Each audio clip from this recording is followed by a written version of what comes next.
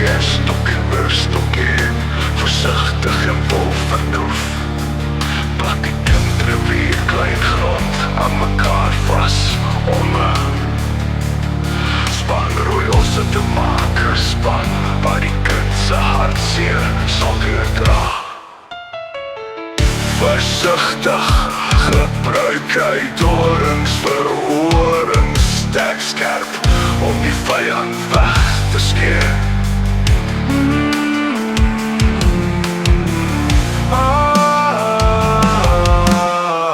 Maar toe kom die doringboom en tap die klei osse tot sand, en die klei word 'n bloedstroom.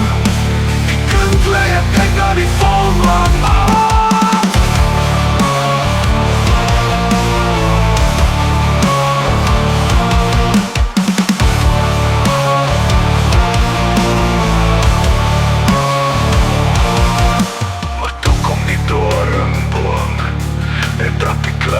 Osse tot sand, en die klei word 'n bloedstroom. Die kind lê kyk na die volmaan aand.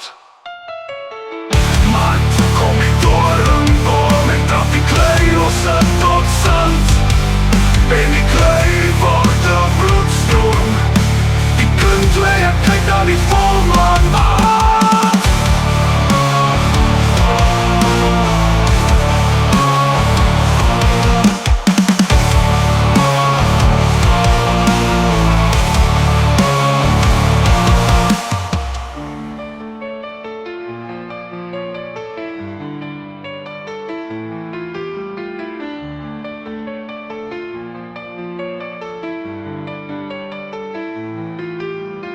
Mooi netjie, stokkie vir stokkie, versigtig en vol vernuif. Plak die kindrivier klein grond aan mekaar vas om 'n span rooi osse te maak, 'n span waar die kind se hartseer sal deurdra.